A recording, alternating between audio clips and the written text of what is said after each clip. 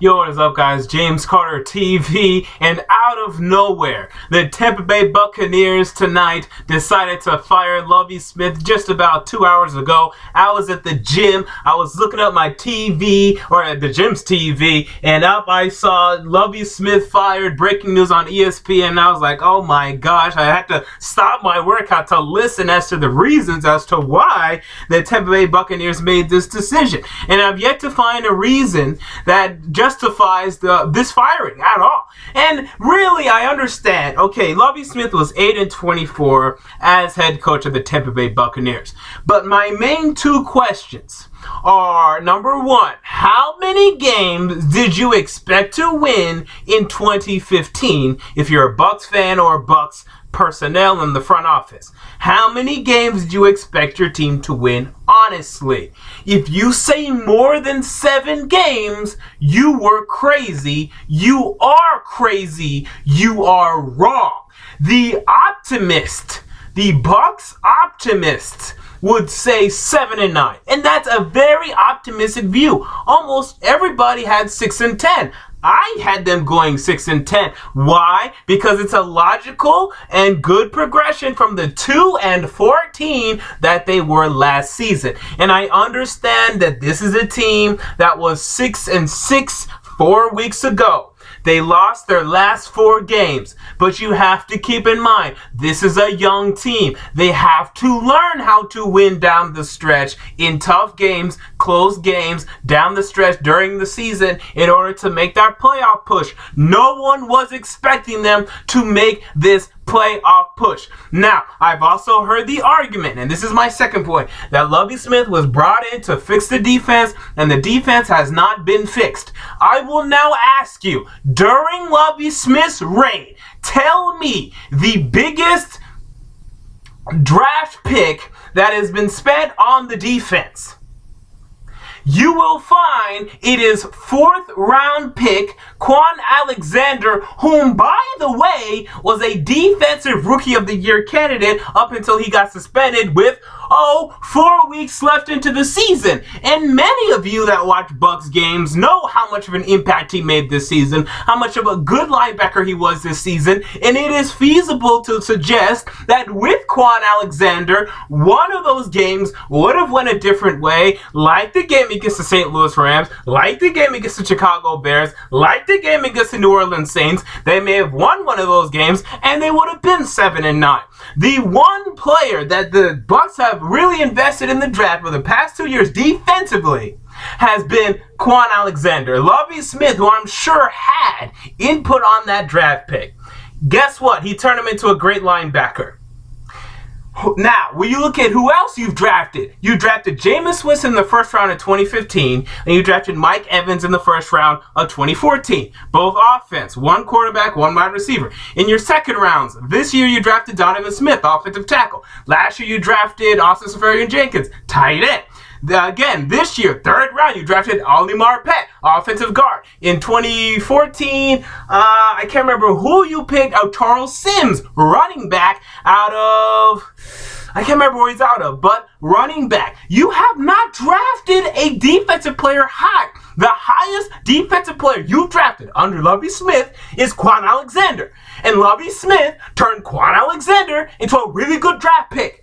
The Bucs should have went into this draft saying, all right, our offense is young, they're progressing, let us now focus on the defense, let us now draft rounds 1, 2, 3 on defense. We need a defensive end, we need a cornerback, we need a safety. Boom, boom, boom. Knock them out. Give Lovie Smith some more young defensive talent to work with. The only thing you've done is you've signed Alteron Werner in free agency, who was never very good and was going to be a number 1 corner for you. And that's it. I mean, Michael Johnson, we knew he wasn't great. I mean, so you are blaming Lovie Smith for never fixing this defense that doesn't have much talent on it, and you didn't even try to put talent on it? In 2015, no defensive talent was added. None. And you are disappointed that you went 6-10, that you won 4 more games than you did last year? Now we look at the other side of the spectrum, because there's a mirror. in Ken Wisenhunt, who was also hired in 2014 just like Lovie Smith. Both of these coaches went 2-14. Key difference between the two. Ken Wisenhunt started this season 1-7. Or actually, was it 1-8? I can't even remember. One of those horrible records. 1-6 maybe. Lovie Smith ended up 6-10. And Ken Wisenhunt was leading his team to yet another 2 or 3 win season as they ended up. Lovie Smith has been leading the Bucs on a logical progression. 2 wins, 6 wins, next year, 10 wins. This is a logical and good progression to make. This is what we were expecting.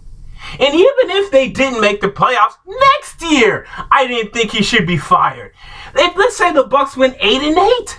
He should keep his job next year. And that's next year. But the fact that after this year, after the Bucs win 6-10, now he's being fired? After you've not even given him defensive talent to work with so that he can fix this defense? I mean, if you hire someone from the outside, this whole coaching staff is going to be blown up. I mean, Lovie Smith has turned this linebacking core of the Tampa Bay Buccaneers into a star group. Levante David was already a star linebacker. Danny Lanceta got better under Lovie Smith, and again, they drafted Quan Alexander. They had 3 linebackers of the future ready to go. Now, they need to re-sign Danny Lanceta, but again, 3 linebackers good, ready to go. Gerald McCoy has had injuries, has not been available for many games during this Lovie Smith reign, by the way, who is their best defensive player, arguably, with Levante David, hasn't even been out there. Combine that with, who else? Who else did you want him to turn? Deshaun Goldson? That was just a bad pick. Or, not a bad pick, but a bad acquisition. Why the Bucs are punishing Lovie Smith? Now, here's what's going to happen, okay? I believe they're going to promote Dirk Cutter to the head coaching position. And if they do, we'll see. It may end up being fine. I'm not saying the Bucs are screwed for doing this. If this is so bad, they're screwed.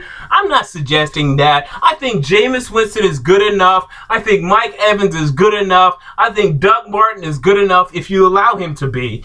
I think these players are, and if you re-sign him, I can still see the Bucs being a playoff team next year, even though they got rid of Lovie Smith. But man, just out of respect and dignity, I don't know how you make this move.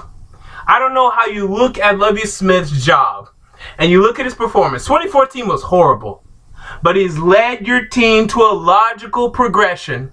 And you haven't even given him defensive talent in order for him to fix this defense. So why you fire this man today, tonight, this evening, 3 days after you should have, if you're in front of anybody, fire him on Monday?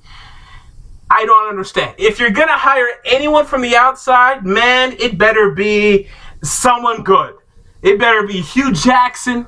It better be Adam Gase, because if you end up with like a Sean McDermott, who's good but a defensive guy, if you end up with someone disappointing like a Mike Smith, man, you're going to have some explaining to do. Until next time, James Carter TV, I'm out. Peace.